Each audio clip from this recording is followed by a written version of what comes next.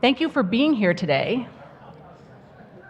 So I'm really pleased to introduce Denise McKahn and Dano Weisbord as our speakers today. And they're going to be leading us in a discussion about Climate 101, the campus as a classroom approach to teaching and learning. We are in the year of climate change, so the SHARED is partnered with Denise and others to make sure that some of our teaching arts luncheons are focused on this really important issue. We'll have another event in the spring that's going to be kind of aimed at some anxiety that people feel trying to incorporate climate change topics into their classrooms and how to best do that when it's not obvious that there's a disciplinary way in which to do it. Please do stay tuned for that next year. Another important sort of note is that we're kicking off the Climate Equity and Justice Solutions in Action Conference this weekend. So this is really well timed as an introduction to all of the important work that's going to be discussed and shared at the conference this weekend. So I'm really happy to have you guys lead us in this discussion. Thank you for taking your time to do it. I know you have just one or two things on your plate, so thank you for doing this for us. First of all, I wanted to thank you all. If any of you know me, I'm not really good at sitting still, so I apologize already in advance for the camera. And I want to thank you guys for spending this time here with us. Really, this is a culmination of work that Dano and I have been doing together for 10 years. And we've been having a lot of fun playing together. And we realized that at some point we actually needed to speak out, to talk to other people about the work we're doing, why we're doing it. And in part, this came from conversations, as any of you know, all good things come from Al. And so he stopped at one point a few years back and said, well, why are you doing it? Why are you doing Campus as Classroom? And I said, well, because it's fun. And he said, well, no, but why are you doing it? Why does it improve learning? And I said, because it does. And he said, I've got little kids now. So I was like, because it does, just trust me. And he said, no, really, like, why does it improve learning? And that sent us on a bit of a tailspin, where we really thought over the last few years, why are we doing this? How are we doing it? How does it scale? Why is it appropriate? And does it improve learning? And what does that mean? So this is really our first attempt at articulating that, of trying to connect this outside of the fields that we work in to try to justify the framework and talk to you about what success might look like, because we need some help with that. So we'll start off. I'm Denise McKahn. I'm the associate professor, I got tenure, associate professor in engineering, and also the faculty director of CEEDS. And Dano Weisbord, since he doesn't have a mic, I'll introduce him, is formerly the Director of Sustainability and Campus Planning, but is my co-conspirator as the Administrative Director of CEEDS. The work that we did, this is a really interesting image that came from 1962, I think goes all the way back to this place where we recognize that the way that we think about climate is really different now, right? I don't think that Exxon, who used to be called Humble, would ever put a full-page ad articulating the ways in which their energy production capabilities melt glaciers. This is at the heart of what we think about when we try to understand climate change, we try to understand how we teach climate change. The world is different, and we recognize that when we talk about climate science. What we're starting to recognize is that we need to think about that in terms of the way that we teach and the way that we learn. That we actually know quite a bit now about how people learn. And we need to change the learning environments to support the types of students that we're trying to prepare and the things they will do, whether that's lines of inquiry and question-centered or that's problem-based. That we need to really structurally change those environments, and we need to teach differently. And all of you are here because you probably already know that. And many of you do work in these areas that can help support the work that we're doing, help inform that, and continue to interrogate the frameworks that we use to describe this. So what the goal for me in our talk today is to articulate to you what those possible learning environments might look like. What are the ways in which we teach sustainability and climate in ways to meet students where they are and allow for intentional path making. As we all know that things that we do and the ways in which we interact with the world have impact. I don't think that that's something that we would dispute, that we are directly responsible, we as humans are directly responsible for climate change, and that the way that we design and build things in the world impact the world. And if we want to think about preparing students to take on some of the greatest challenges that we're going to be facing over the decades to come, we need to be thinking about what the world is that we're preparing them to enter. What is it? What are the capacities that they need to have? How do they need to think about problems in order to pose solutions? Are there solutions? There are many ways in which we could look at these challenges. When we think about and connect this to Smith, and we talk about preparing students to take on lives of distinction and purpose, right? That purpose component is really critical. That is a significant shift that we've made in recognition over the course of the past years, that we're training students to engage in the world, that they're not just distinct, right? But that they have purpose. And that in some ways is kind of a service-based approach to thinking about the way in which we do this work. Many people across this institution have seen us, CEEDS, as the complex, urgent problems people, right? You got problems, you go to CEEDS. And what we're trying to do is change that narrative, that when we talk about face-to-face education, when we talk about experiential and applied learning, when we talk about emerging fields and pedagogies, clearly I've become an administrator because I remember all of those. This is the value proposition of the work that we do, not just in CEEDS, but across the institution. We are all doing all of this. And we need to talk about and form ways and frameworks for us to think about the ways in which our work intersects. Beyond this, we also talk about a liberal arts education, right? What is the point of a liberal arts education? Why are we educating differently? Are we educating differently? And I would advocate and suggest that we are. That this institution is preparing students in a way that is entirely unique. And we need to start to talk about the ways in which we're doing that. That work is happening. We're doing that. We're doing that within the study group on reimagining the curriculum. We're doing that in ways to think about what a liberal arts education for the 21st century is. And I think part of this sits and rests at the complex, urgent problems, the purpose, the work that the students will do when they leave Smith. Many of you, so if I shift into ways of thinking, sorry Al, I did it, there's Bloom's taxonomy.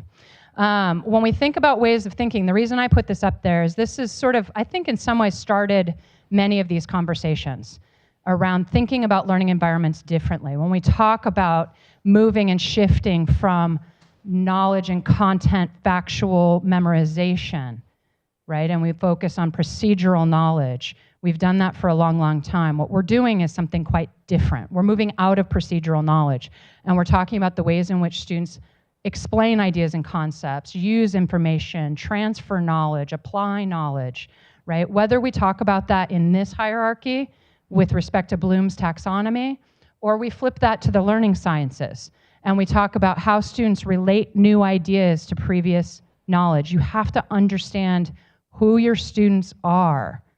Who are they? What are their frameworks of understanding? Whether that's through content knowledge, and I'm shaking up a student and saying, you know, actually, the way you think about evaporation dynamics is wrong, right? Phase change actually works in a way that's entirely structurally different. You have to understand where their misconceptions are in order to be able to rewrite that narrative. And that's key, and we all do that. We know we're doing this, but we have to daylight that. We have to talk about that and how. In addition to that, we talk about integrating knowledge, right? It's the individual and the interrelationships, right, that is critical. You have to understand, when I think about this with components and processes, okay, I'm an engineer, right? I think about the ways in which these systems interact, right? How do these fields interact, and why and where, and how do we assess that? How is that the outcome? And what does that look like? We talk about identifying patterns, pattern matching, right? That is a synthesis capability that's extraordinary. If you can understand patterns in history and in time, then you can relate new knowledge to that framework. If we're talking about understanding through the process of dialogue, that's our face-to-face education. There is a reason why we have to be sitting in front of each other, right? You cannot replicate that in any other way, not authentically. That matters. Dialogue matters, even if it's online dialogue, right? If we talk about reflecting and reflective action, right? That process of identity shaping that's happening and path making and relating one course to another course, relating an internship to another experience. It's that synthesis that gets us to this campus as classroom model. And this has taken me way longer than it should be. I'm a little thick, I think. This has taken me way longer than it should have. This is what we're trying to achieve with Campus as Classroom. It's not a campus, and it doesn't have to happen in the classroom. There is no other way I can think of it to articulate it that like will be attractive for grants, right? Like, you know, we need some language to talk about this. But really, it's bringing authentic problems, bringing genuine problems to students, and allowing them to apply these frameworks to tackle complex, urgent problems in a way that's authentic and meaningful to them, and it deepens learning, right? That is what we know about how people learn, and we're trying to use this framework to facilitate that. I'll give you some, for those of you that are like, she just went to crazy town, we'll give you some case studies. So I will hand this off and we'll show you tangible ways in which we're doing this work. But this is the why we're doing this, right? You can see with respect to traditional pedagogy, as we all know, right? If anybody's worked on math homework with a young child who's going through an entirely different math curriculum and it doesn't look like math, right? There's a reason we're doing that. We're changing K through 12 education. Now we need to change higher ed. And that's, I think, where we are right now. When we've talked about many, many permutations of this, within the sustainability communities, that's usually called something like Living Lab or Campus as Classroom. Again, it's not a campus, doesn't have to be a campus, doesn't have to be a classroom. It's not alive, and it's probably not a lab. So there's no, like, you know, don't pay attention to the words necessarily there. But what we're doing is we're trying to look at this pedagogical landscape, right? And many of us across this institution are connected to this. I threw a few names up there because I was too lazy to go through a real lit review, which I have done. But so if you're feeling like you're not there, I love you too. But we have human-centered design where we're really thinking about inquiry-based learning. We're thinking about who is informing, who is at the center of the design, is that the client or the user? We think about knowledge building with respect to the learning sciences and the dialogue that happens with respect to prior knowledge and transfer in. We've talked about this with respect to course-based research, a lot of biology, chemistry. They're doing a lot of this work, neuroscience, physics, to think about the ways in which we offer authentic research problems to students in the classroom when authentic research problems are actually not accessible to all right now, right? Not everybody gets to have a really great, amazing one-on-one relationship with a faculty member in a deep way. It's not accessible to all, so we're trying to bring that into the classroom context. When we're talking about active learning, right, and we're talking about the ways in which we try to engage students in that dialogue in a classroom, the ways in which we try to increase the lines of inquiry and the connections to students based on past knowledge. When we talk about learning communities, right, as in terms of faculty development, this right here is the outcome of that work. All of this is connected, and I'm sorry, Al, I did it. I did it, there it is. It's his fault. He, I think in many ways has helped me inform the ways I think about this and the structures that we put in place. Really, I still don't know what I'm doing. And every once in a while I start to think I do, and then I go talk to Al. So if you want that, I highly recommend. He's a shared mentor. His job is actually to talk to you. He's right there. So I really encourage you guys, if you're trying to figure this out, especially if you're a new faculty member, I encourage you to reach out to him. When we're thinking about this, we've started to gain clarity around this. What is human-centered design? What is its contribution? How does that intersect with authentic problems and service-based learning and experiential learning? How does that intersect with inquiry-based learning? And we see Campus as Classroom at the center of that, right? That there's a point at which we hit a sweet spot, and we're going to talk about examples of what that sweet spot might be. In order to do that, I'm going to lay down some quick guiding principles. Okay, these are the things, don't yell at me for this. That's what I mean. All education can be and should be transformational. That is a guiding principle for us.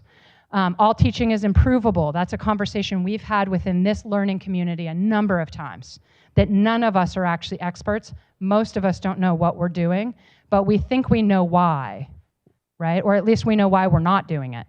Not all students will love it, and it's not going to be easy. Our objective here is not to make a happy student at the end, necessarily, right? Our objective is to deepen learning. In addition to that, failure should be enthusiastically embraced. That is a learning opportunity, right? That is important. And I think those last two are connected to each other. So what we're going to do is talk about the interplay between campus operations and student learning, and I'm going to hand it off to Dano. Thanks, Denise. So Denise gave the theory, and I get to talk about the practice, which means I get to just tell good stories. So this is the fun part of the talk, right? Yeah. When I started at Smith in 2008 as a sustainability director, I sort of thought that my job was we make the institution better so that the students have less cognitive dissonance between what they're learning in the classroom and what they're seeing on the campus.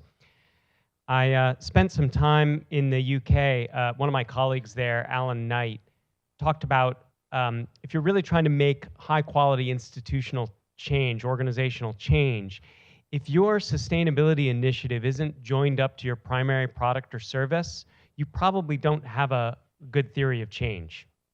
So when we think about, so I came into this as a practitioner and said, well, maybe we're not trying to necessarily close that gap.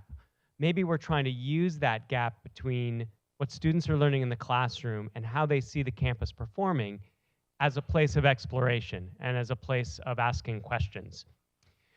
So that's where we see the campus's classroom. It falls in this space between operations and education. It's not just the operations of the campus, though. We've been doing a lot of work with community organizations as well. So we don't have those examples today, but let's just say we're going to draw the line around the campus in sort of a wobbly circle that goes somewhere out into the community. And I should mention, as we're talking, I'm going to give 3 examples now. Angie Gregory is here, who's an ADA student, who this summer worked entirely on a project on social innovation in the community, and what does that look like between Smith and the community. And so you should definitely talk to Angie afterwards if you want to hear about her work.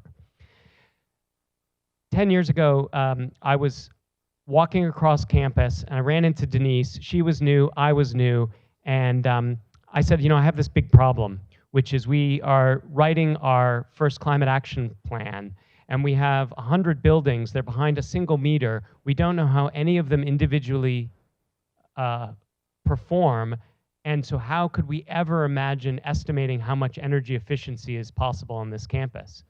And Denise said, oh, that's no problem. We'll just model it. I said, oh, okay, awesome. And the reality, the reality is what we ended up doing together was, this is Etta Grover Silva, who's class of 2010. Etta did the modeling. Etta wrote her engineering honors thesis on this approach, which was then published. And the content of her work formed the basis of how much energy efficiency was possible on the Smith campus. So we had this idea that suddenly we were taking an operational challenge, we were taking a student learning example, we were taking Denise's research, and we had wrapped them into some sort of virtuous triangle. And we thought, well, that was fun. But I think, as Denise said earlier, we didn't have we didn't do that out of a basis of learning science. We did that out of a basis of, well, there's some sort of mutual value here that we're enjoying working together. Since then, we've now been able to experiment with this on other faculty and have discovered that with a little bit of intention, we can do really interesting things. So this is Alex Barron on the right. That's Brianna Parker, class of 18, on the left. Alex has been doing significant research on climate policy. One of the proposals of the study group on climate change was that Smith adopt a carbon proxy price. And Brianna wrote her honors thesis in environmental science and policy on how, basically designed a methodology that the college adopted for using a proxy price in major decisions around capital projects. We're now using that price in the renovation of Washburn House, and we're using that price as we evaluate a new carbon-free district energy system.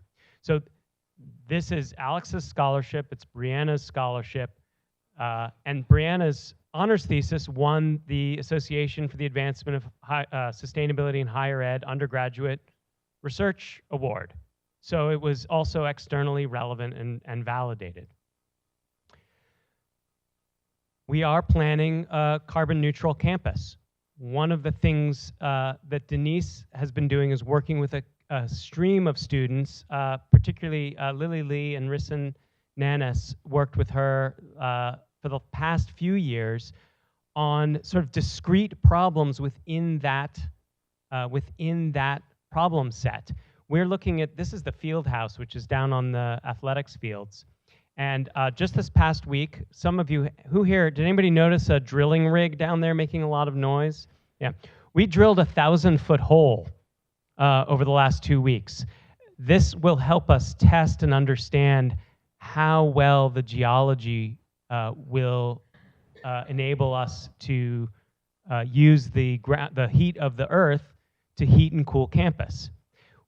We believe that we can hook that single hole up to the field house, which stands alone. It's currently heated with fuel oil. And so we can not only use this borehole as an experiment and to better understand our campus, but Lily, as her honors thesis in engineering, designed the system that would heat and cool that building, sized it, scaled it, and put that together in her honors thesis. Her honors thesis was a runner-up for the Student Undergraduate Research Awards. It wasn't just her honors thesis, though. It came through, right, it initially came through my office, came through facilities and said, we have an opportunity and a challenge. There was a summer special studies. There were engineering courses in which she was able to pivot some of her work to that problem, and then that led to an honors thesis. And so our experience is that the students who do get deeply involved, and Brianna was an example of this as well, they're working across the co-curricular and the curricular and the research all the time. They're going in and out of these modes, and we're crossing the operational challenge with the learning and the research. And it's a swirl, it's not a straight line. And then this is one last example, because this is not just about science and social science, it's also about the humanities. Many of you know that we are embarking on a new landscape master plan for Smith. And in the process of doing that, I've been working with Mia, who's class of 21. Mia has done a directed study last semester and is currently doing a summer research internship on thinking about the deep history of the Smith landscape and what does that mean to our landscape master plan. Her key questions are, who was here before colonization? How is the current Smith College landscape colonized? How is colonial history currently shaping the Smith College landscape? How are other institutions working on this? And what are the implications of all these things to our landscape master plan? Our past landscape master plan essentially shows history beginning in 1871. And we certainly know that that's not true. And Mia has really helped the committee, the Landscape Master Planning Committee, understand some of the key issues. She brought this notion, the vanishing Indian trope, to us. How do we talk about indigenous people in this context? She interviewed a lot of the indigenous students who are on campus and told us what they think and what they feel. She gave examples of what other campuses are doing to address this issue. And she finally provided a set of recommendations to the committee in which she said, you know, we need to figure out how we acknowledge past indigenous history. We need to create a place of healing and spirituality. And we need to incorporate, and her specific idea was that we need to incorporate indigenous plant names in the current plant IDs on campus. Her work has now progressing from this, and she's really thinking about how do we mix culture and environment? What does that look like on our campus? Is that some sort of a garden? Is that some sort of, are there ways that we can be thinking about the cycle of the season and the use of resources, and how does that resonate with deep history, a deep indigenous history in this place? So she's taking this now to next places, and I hope she's, over the course of this semester, she's gonna attempt to start on a honors thesis proposal.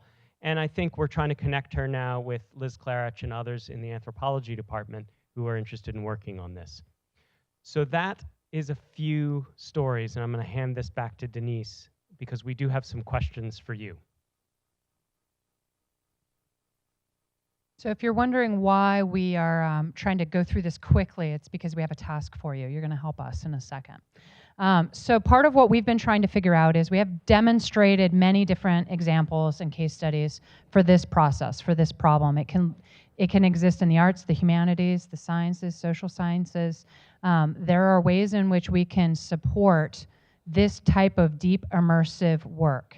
And we do that well here at this institution. So we've been spending quite a bit of time trying to articulate that. Are we doing well? You'll have to trust me. Yes, we are. We're kind of great and amazing. And where we're trying to figure out what it is, what's the sweet sauce, or as we've been probed, what's the special sauce that we're providing, that we're doing, what is it and how? What we've noticed is that the why is critical. There needs to be a problem. I've been very recently sort of poked by alternative frames of inquiry to think about that rather as a question. Maybe it's not a problem that we're trying to solve, but it's a continuing stream of questions. That's, I think, a little bit more prevalent in the colonizing landscapes, right? In like, what is it that we're trying to solve? What's the problem? We need to ask a bunch of questions. And so there's different modes of thinking about that. So don't get stuck on the word problem. The other question is with whom? Who are the people that need to be at the table to inform that? Sometimes that's a person who has the problem. Sometimes those are the experts. And a part of learning, right, and when we talk about the learning sciences, it's articulated as one of the beauties, right, of the liberal arts education is it helps students frame who the experts are. You know, what do I need to have personally procedural knowledge expertise in? And how do I access other experts? And how do I synthesize that information? That's a part of what we do in every classroom. I don't think there's any of us here that would say we don't do that, right? But here what we're talking about is like, who are the people that prevent you from being able to do that work? I know as a faculty member for me, if I'm talking about community-based work, I get a little overwhelmed. I don't, there's people, they have problems and it's complicated and it's gonna take time and, and I don't wanna do that for one class and then leave. And everything that we know about work in international development is that you do not go into a problem, think you can fix it, and leave. And so there has to be somebody that holds that relationship that can help support faculty to do this work, right? It is hard, and we keep getting more and more added to our plates, right? And then who does what? Who are the roles? What is the outcome of the long-term project? What does success look like? Right? These are the things that have to be agreed upon.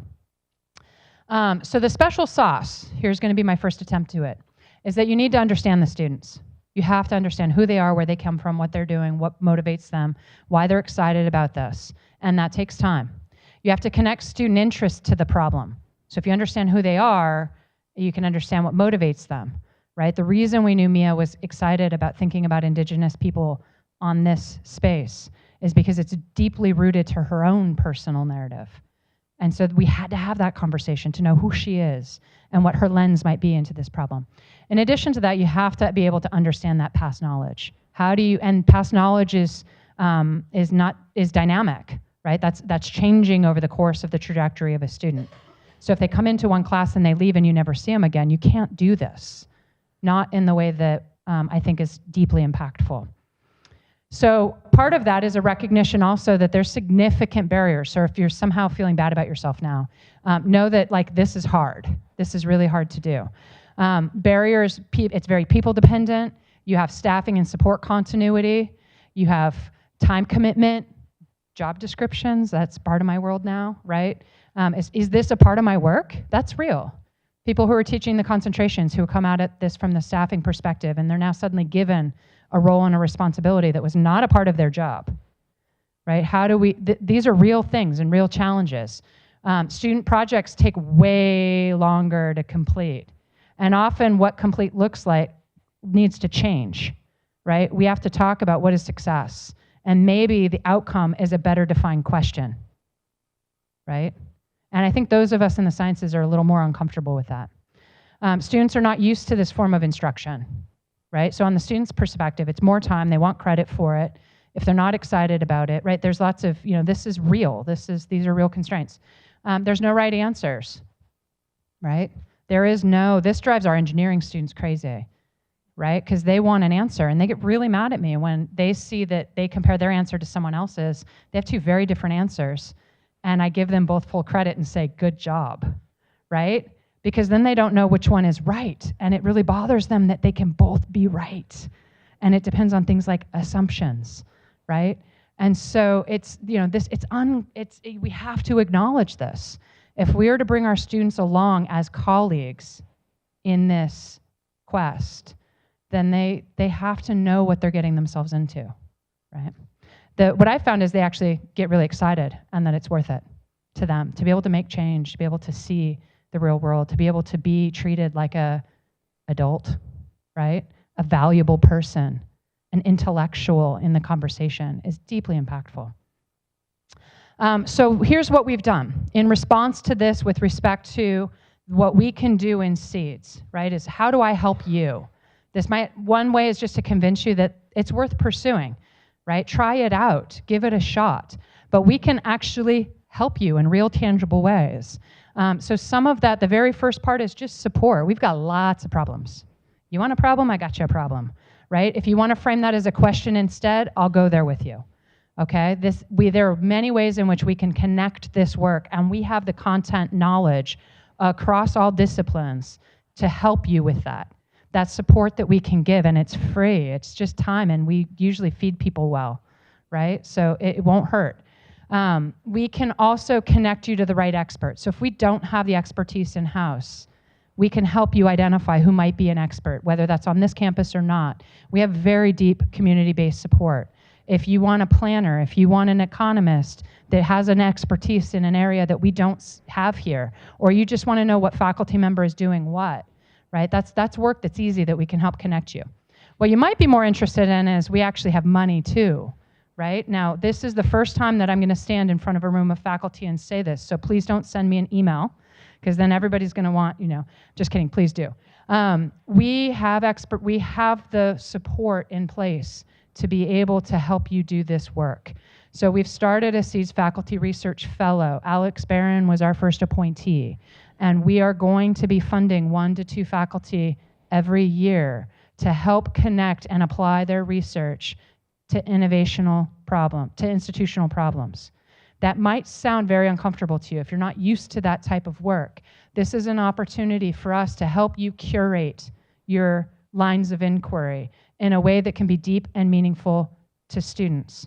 And what we will provide, if we can do that, and it might take a year for us, like with Liz Clark, it might take a year for us to stew and talk and think about the ways in which we can do this work. But we can supply summer support, we can fund students, we can give small funds for discretionary spending to support travel, to support publication costs, right? These are the deep, impactful ways in which we can think about how the application of your research can change this institution. That's what we're looking for. In addition to that, we have a visiting scholars program. This is an easier way into that, which is like, maybe you're not comfortable thinking about climate change. Maybe you're not comfortable thinking about sustainability. Maybe you don't know how medieval studies could inform a landscape master plan, right? So that's a place in which we can say, hey, we can help identify somebody that you might bring to campus, either to provide additional deep collaborative work with your research or to help shift you into new lines of thinking. This is intended for research, okay? Research informs what we do in the classroom, right? Research changes how we teach and why we teach and what we teach. And so that's our way in, right? Is to think about the ways in which we can help substantively shift the conversation. So what we want you to do is help us think about, how do we know if we're doing it? How do we know if it's good? How do we know if we are improving learning? So you'll all see that there's paper and pens. We've also seated special people around the table to help guide you in this conversation. What we're looking, and you can, I know all faculty, as soon as I put a question up, you guys are really good. You're going to tell me my question's terrible. Okay, so change the question if you don't like it. What we want is we want help. We need help. And we've got versions of this, but I want to hear what it means in your field. So if we were to talk about a campus's classroom approach, how would we know if we're achieving it? What are our outcomes? Okay, not objectives. What are our outcomes? What are we looking at in terms of thinking about what is experiential learning? I will warn you that if you come up with something really good, I might steal it and punt it to the study group on reimagining the curriculum, who is also taking up these conversations and questions. So with that, I'm going to go ahead and send you to your table. We'll gather really, at the last couple minutes, and then just maybe popcorn out some ideas. If you feel like you have to head out or you're now tired of us, you're welcome to part. All right, thank you.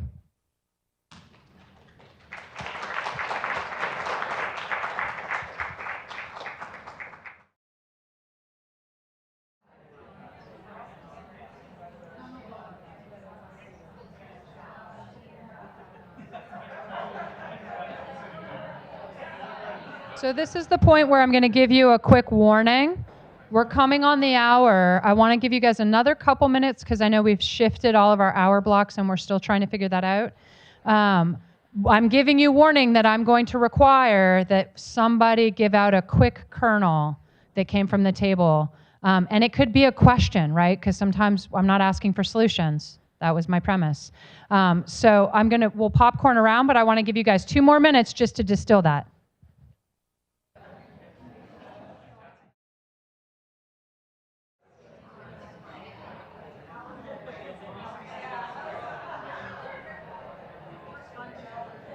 All right, so I'm going to go ahead and pull us together now.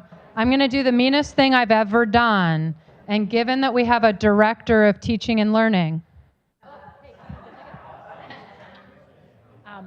Thanks, Denise. One of the things that we were talking about is the thinking about students forming a lens, right? So the lens that they bring with them that is beyond the class that they took, that maybe crosses through the years that they're at the institution, that then crosses from their housing to the athletics to all of their activities, right? So the thinking about the creation of the lens felt important here. What other pieces am I missing? Yeah, and so metrics might be how does it bubble up for them either in student orgs, right, where they decide to commit their energy in student orgs, whether or not they decide to do an honors thesis, where that's kind of the culmination of this sort of 3-year, 4-year experience. Things that they start to demand, look around and recognize that there's a need for in their housing. Yeah.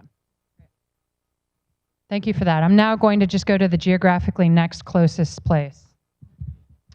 Thanks, Denise.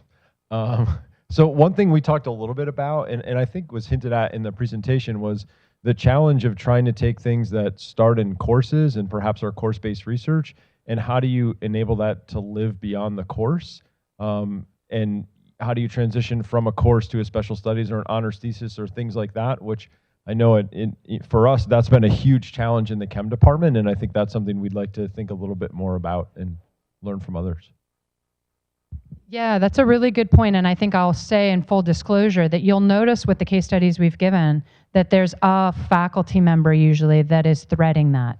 Whether that's me going from us with a student from a class to a special studies to a SURF fellowship back into the lab, there's usually one of us. We haven't figured this out when you move from person and owner to owner, right? And that's a constraint that we have with this system.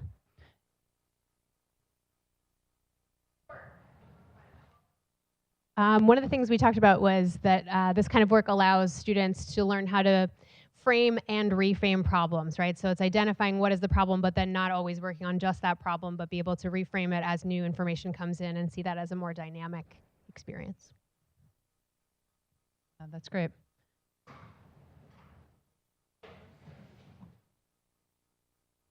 So we talked about the practical benefits of the outcomes for the student, the practical benefits of relationships with organizations for if they're working in the community versus on the campus, but government agencies and other folks who are working in community projects. We talked about just the practical experience of actual projects and what that tangible professional experience could mean for them as they proceed. And then a challenge that we identified, and I want you guys to add to this, but a challenge that we identified was can we support professors in working on these more practical applied projects in a way, if it's not directly tied to their specific research that they're trying to advance within the context of being a professor at Smith College? So, are there challenges around a student wanting to do something is without a professor necessarily, right, driving it? Yeah.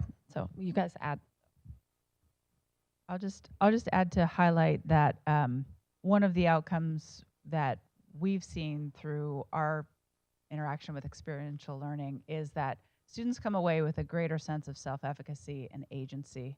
And it's especially important today when there's these enormous complex problems that need to be solved. So that might be stating the obvious, but we've actually seen it in practice, and it's hugely rewarding.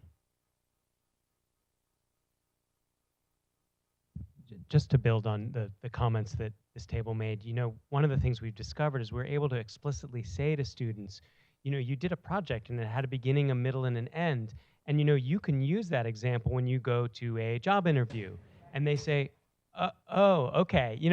They think the job experience is what's important as opposed to being able to articulate a project beginning to middle to end.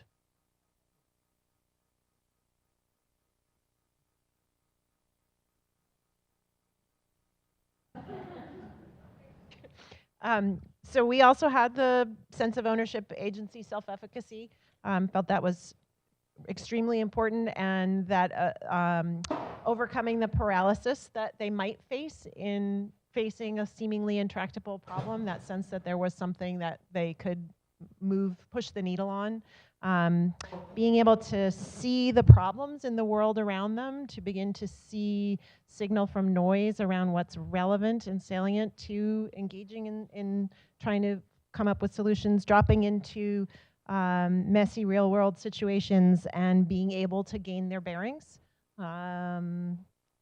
Similarly, being able to describe skills and experiences that will get them a job that are useful in that realm, and the ability to identify their knowledge gaps and make some movement in bridging those, and understanding that solutions are dynamic, that just because they reach the end of their problem, that doesn't mean the problem was solved, and that all knowledge is improvable. Guess who said that one?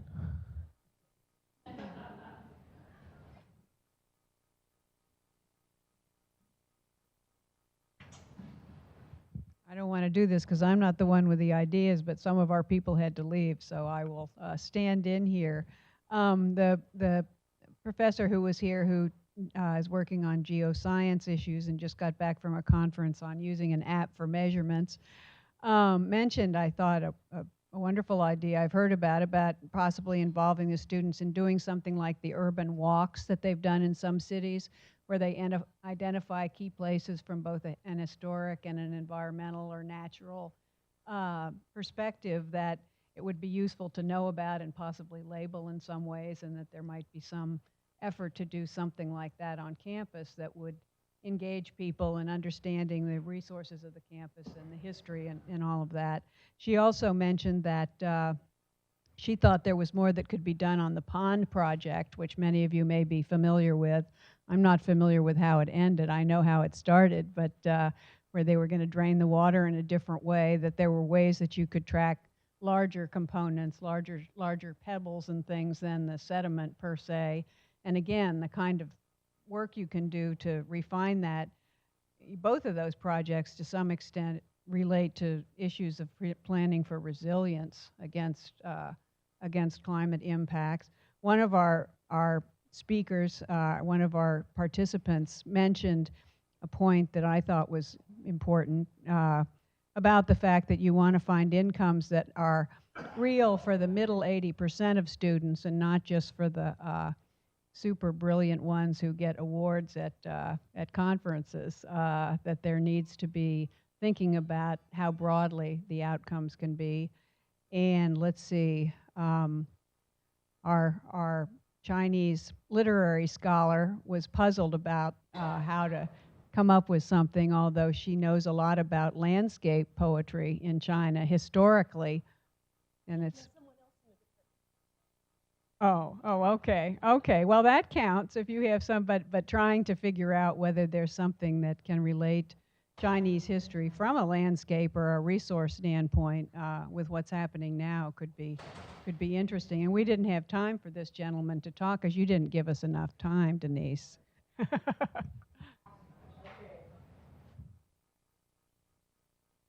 We had a bunch of lovely examples of things that we're doing in our particular disciplines, but one thing I didn't get to say out loud that I'm concerned about is the sustainability of this. So it seems like you might have an endowment that's sustainable in a certain kind of way. I certainly think the idea of like critical mass of this happening on campus is one method there, but your point about this is uncomfortable for students, and it's lots of places faculty get evaluated by student happiness, and so thinking about either like very strong policy documents that can be pointed to, or changing the way faculty are evaluated. I mean, the radical version would be to say to do away with departments and things like that, but thinking sustainably about so that it isn't this sort of Herculean effort for an individual faculty member to incorporate this individually and sustain that for their whole careers. But we might have other things. Yeah, I think one of the things that we touched on is that you brought up was this sense of doing pre and post surveys in which both to evaluate, have some baseline information, but also I think to your point earlier about self-reflection, that you get to the sort of end of something and really a full understanding of where you've come from and where you've been, and to build that confidence, whether it's professionally or moving forward, and then how that might tie into leadership development and tying scholarship and leadership. How that gets manifest is not entirely clear to me. And then lastly, something I was thinking about was when we were talking about the gravity of some of these wicked problems that people are trying to solve, that there's some kind of emotional component to this, so that students know how to handle it in an emotional way as well, not just intellectually, but that they don't get weighted down by the weight of the problem itself, but feel that they have agency. Is something that I think we do critical.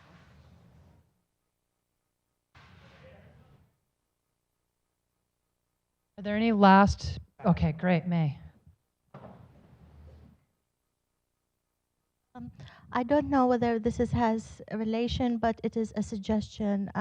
Yesterday, I attended a talk by Chief Justice Ruth Bader in Amherst, and there was a question about the climate change and what is the court role. I would like to suggest that maybe the Department of Law can be part of environmental science and can help a student to do. She said we need a petition in order to solve this issue. So I would like to suggest this, maybe the student can work toward a petition to solve certain issues in climate change. Thank you. So with that, I think, I appreciate and I want to thank you all for coming in and spending some time. Also that we had enough people here that required pizza to be delivered. So I'm sorry about that, Sarah. So that's really, really great news, I think. And that you're all here and you're engaged. I can't encourage you enough to reach out to us. You are not in this alone. We have a pretty incredible group of people here. And I remember when Sarah received her Shared Teaching Award and she said, I'm going to quote her, "I came to a place where I am on fertile ground."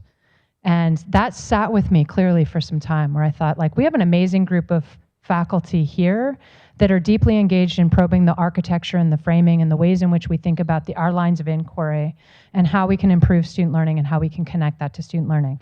So I want to thank you and take this moment to thank you for the time that you've invested into these problems and for being willing to be stretched, to think about the ways in which we can challenge our students to solve some of the most difficult things that are ahead for us.